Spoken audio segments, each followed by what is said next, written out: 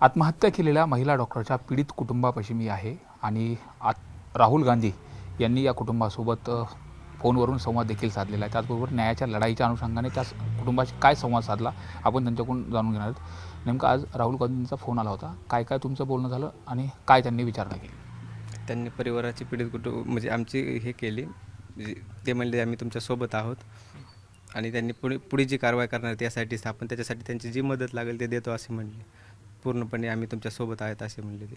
अशा पद्धतीने त्यांनी सांगितलं. हां, पण त्याचबरोबर लोनच्या संदर्भात पण सांगितलं होतं. नेमकं कशासाठी लोन घेतलं होतं आणि कोणतं लोन आहे, जे कर्ज कोणतं कर्ज आहे?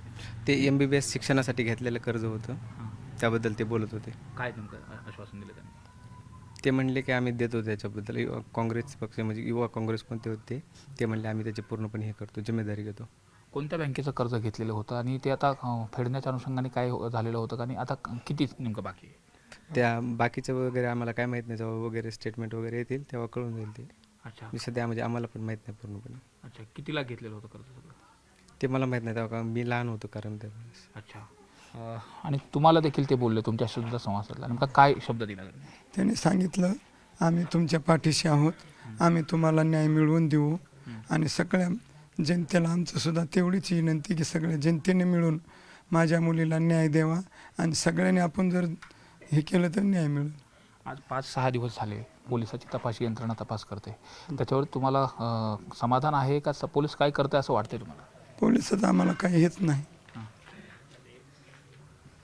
काही मिळत नाही आम्हाला, काही कळतच नाही त्यातलं तर काय.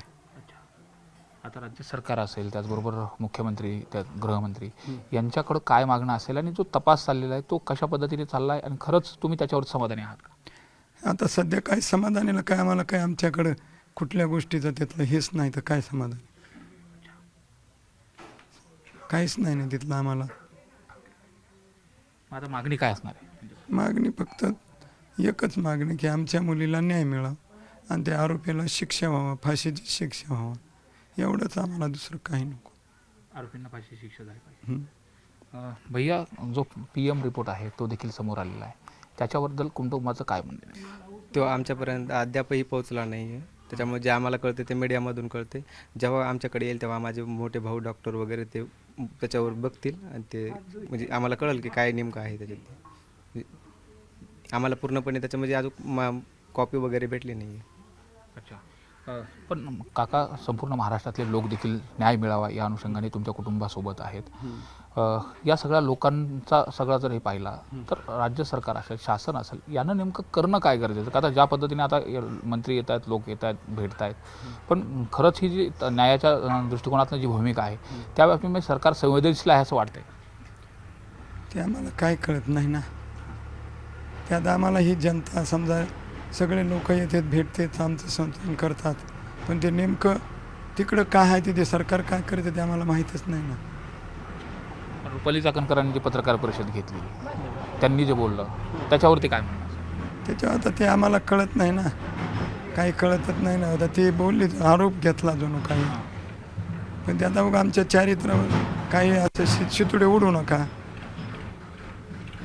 जे खरं न्याय ते द्या, काहीतरी वेगळंच बोलू नका, एवढीच आमची विनंती. खरा न्याय मिळाला पाहिजे, खरा न्याय द्या, उगाच चारित्र्यावर शितुडे उडू नका, न्याय पाहिजे आम्हाला. कुठेतरी आरोपीला वाचवण्यासाठी हां, आरोपीला वाचवण्यासाठी किंवा असल्या गोष्टीत उगाच वेगळं वळण देऊन जनतेला आम्हासारख्या अडाणी माणसाकडून खरं खोटं बोलून घेऊन असं हे करू नका, विनंती माझी तुम्हाला. दादा, तुझं काय म्हणणं असेल कशाबद्दल? त्या रुपाली चाकणकर असतील, त्याचबरोबर राज्य सरकार जे तपास करत आहे किंवा ज्या पद्धतीने या गोष्टी समोर येतात त्याच्यावर तुम्ही समाधानी कुटुंब म्हणून? नाही, यावर तर आम्ही बिलकुल समाधान नाही. कारण की जे त्यांना भेटतं त्या पीडित कुटुंबाला भेटत नाही आहे. म्हणजे ते जे बघतात ते आम्हाला दाखवण्याअगोदर असं म्हणजे ते त्यांना भेटले का नाही हे पण हे नाही आहे. ते कशाच्या आधारावर बोलतात ते पण म्हणजे माहीत नाही आहे. म्हणजे रुपाली चाकणकर बोलतात ते कुठेतरी आरोपीला वाचवण्यासाठी बोलतात असं वाटतं? हां, बिलकुल. काय सांगणं असेल त्यांना? की त्यांनी दोन्ही बाजूची पूर्णपणे पडताळणी केल्याशिवाय कोणत्याही प्रकार म्हणजे स्टेटमेंट वगैरे देऊ नयेत. ते म्हणजे त्यांनी अगोदर महिला आयोगाच्या नात्याने इथं यायला पाहिजे होतं, पण त्या नाहीत आल्या. तिथंच प्रेस कॉन्फरन्स केली आणि काही जे बोलले आहेत ते आपण पाहतोय एकंदरीत या कुटुंबाची जी मागणी आहे, रुपाली चाकणकर यांनी घेतलेली पत्रकार परिषद असेल, त्याचबरोबर राज्य सरकार आणि ज्या तपासी यंत्रणा आहेत त्या संदर्भामध्ये जे काही तपासाचं सुरू आहे त्या संदर्भात कुटुंबाला देखील सांगितलं जात नाही आणि त्यांना म्हणजे जे पत्रकार परिषद घेऊन बोलतात त्यांच्यापर्यंत कसं पोहोचतं, खरं खोटं काय याचा देखील विचार न करता जर तुम्ही बोलणार असाल तर हे चुकीचं आहे. अगोदर या पीडित कुटुंबाची देखील जी बाजू आहे ती देखील ऐकून घ्यायला पाहिजे होती आणि त्यानंतर बोलायला पाहिजे होतं.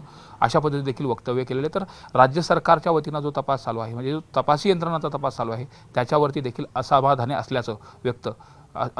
असल्याचं मत या पीडित कुटुंबाने व्यक्त केलं आहे. व्हिडिओ जर्नलिस्ट हेमंत बागुलसह सुरेश जाधव, न्यूज 18 लोकमत, बीड.